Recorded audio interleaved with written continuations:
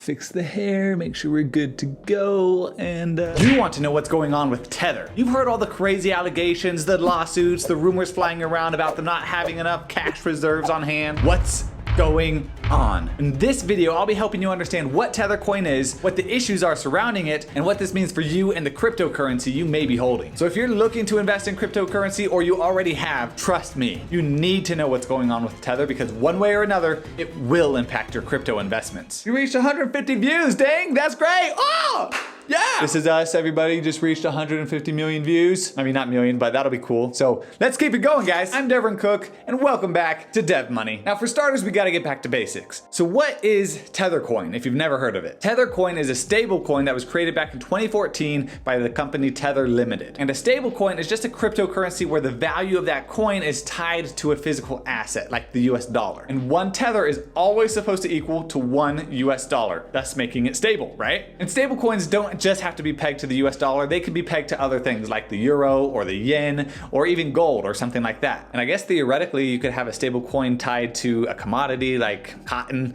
or corn or oil or rubber or anything like that. We definitely need a stable coin pegged to rubber, call it rubber coin. That'd be pretty funny. Someone make that. And stable coins can be really helpful because they can let you get around some regulations and hold US dollars on a foreign cryptocurrency exchange. And also Tether just gives users the ability to move funds quickly between exchanges and offers some level of price stability because it's tied to the US dollar. Now, in theory, this is how Tether is supposed to work. You go to Tether and you give them $1 US.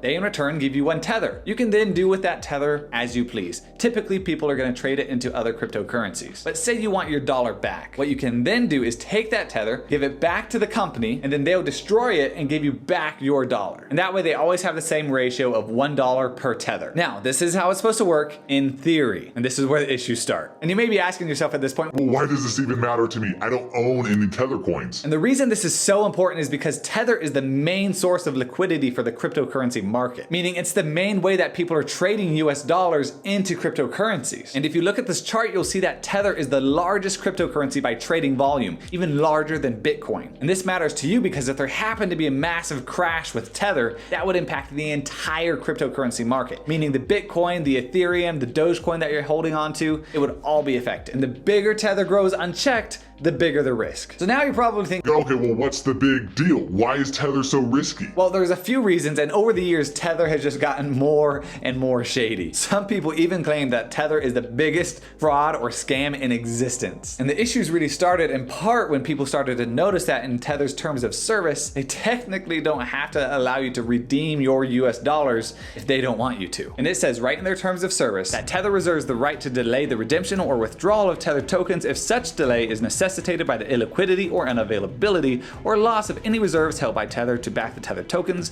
and Tether reserves the right to redeem Tether tokens by in-kind redemptions of securities and other assets held in the reserves. Now, obviously, they've made this kind of hard to understand, but in layman's terms, if they don't want to give you back your money, they don't have to. And by doing business with them, you're agreeing to their terms of service and you're agreeing to this statement that they just made. And the biggest issue in everyone's mind regarding Tether is whether they're actually keeping their promise and having cash reserves an equivalent amount of USD to the total Tether supply. Now, they claim to be very transparent by publishing their holdings. You can see that here. But this section used to say that they would subject themselves to frequent professional audits. And after the 7 years since Tether was founded, there still hasn't been an audit. But everything should be fine as long as the money is there, right? In theory, yes, it should be. Well, don't worry because you have the promise of Phil Potter, the co-founder of Tether, in an interview where he said, and I quote, "The money is there. We promise you that." So there you have it. It's up to you to decide how much faith you want to put behind that promise. He even said, and this is all from an interview he did that I'll link below, but he said, and I'll read it, "We are constantly looking for solutions to make that transparent. It's not easy. Auditors don't want to work with us." The issue that they're having is they're saying they can't secure an audit from an auditor from a top institution. But they had in the past, they had an auditor from Friedman LLP. But that relationship dissolved back in 2018 when Tether basically bailed on Friedman LLP, saying that they were being too excruciatingly detailed. So from the sounds of it, Friedman was asking for a lot of information. Tether didn't like that, and Tether said, "Stop, don't go over there, don't look in that corner, don't look in that notebook. That's all of our secrets and we don't want you seeing it." Sounds a bit sketchy to me. And this is a big deal because if Tether is owned offshore, which it is, and isn't audited, which it's not, then it basically has the potential to become a massive money printer. In theory, they could create Tether out of thin air, not actually have it backed by US dollars in cash reserve, and then use that Tether to buy Bitcoin, Ethereum, or other cryptocurrencies, and then either make money off of those cryptos or cash those out for US dollars, and basically they could go buy islands and jets or whatever they want. And it doesn't stop there, guys, because the plot thickens. Because Bitfinex, which was once the most popular crypto exchange platform, also has shady ties to Tether. And Bitfinex was the first major exchange that Tether was traded on. And after information was leaked in the Paradise Papers that stated that Bitfinex and Tether were owned by the same people, Bill Potter admitted that Bitfinex held a majority stake in Tether. Now you're wondering, well, why is that a big deal? because imagine if the owners of the largest stablecoin and the owners of one of the largest crypto exchange platforms both got together and said, Hey, what if we accidentally created a few too many tethers and then just used those tethers that we've created to go buy Bitcoin on Bitfinex, and then we cashed those out for US dollars and just create this massive pile of cash? and with Tether growing at such a rapid pace this year, it kind of makes you wonder. Now, if you're thinking, well, if this is such a big deal, why has nobody looked into it? Well, they have, and I'll show you. Because after a lengthy process where the New York Department of Justice was looking into Tether's operations, Tether agreed to pay an $18.5 million fine. And New York was looking into Tether because of allegations that Tether had moved hundreds of millions of dollars to cover up losses by the company Bitfinex, basically bailing out Bitfinex and commingling the two companies' funds. Now, maybe you think that $18 million